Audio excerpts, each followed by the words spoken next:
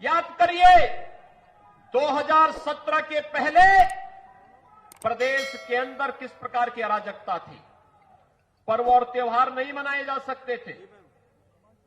कोई पर्व और त्योहार आता था, पर्व और त्योहार के पहले दंगे प्रारंभ हो जाते थे। बड़े बड़े दंगे होते थे। इस सोनभद्र में भी दंगे हुए थे।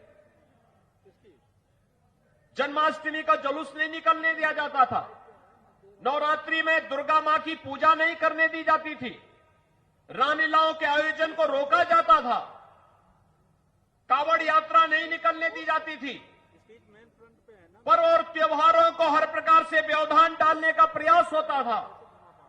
लेकिन भाइयों बहनों, अब तो दंगाइयों को जहां जाना था वहां पहुंचा ही दिया गया है। कोरोना भी आपके पर्व और त्योहार को नहीं रोक पा रहा है।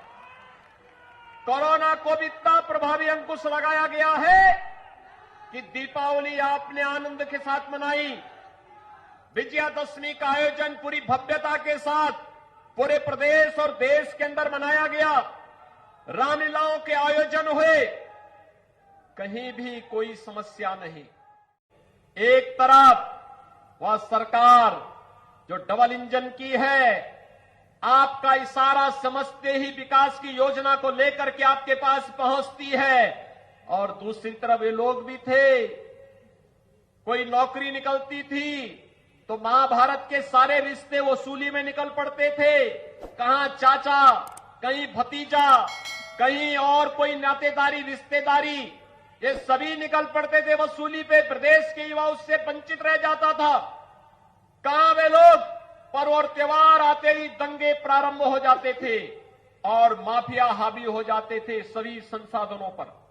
भाइयों बहनों, आज आपने देखा होगा दंगाई प्रदेश के अंदर आज के दिन पर कहीं सिर नहीं उठा सकता। कोई दंगाई प्रदेश के अंदर सिर नहीं उठा सकता।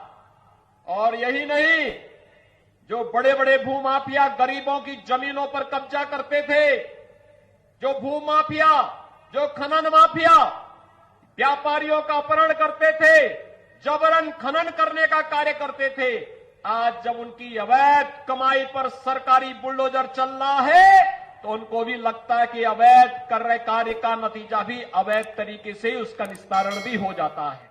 और यही नहीं, अभी आपने देखा होगा पहले की सरकार और अब की सरकार में अंतर साफ है, फर्क साफ है। पहले राम भक्तों पर गोलियां चलाई जाती थी और अयोध्या में अब राम मंदिर के भव्य निर्माण का कार्य प्रारंभ होता है। यही अंतर है।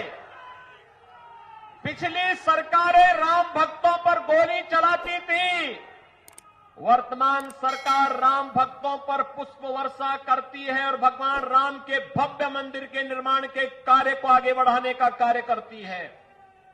पिछली सरकार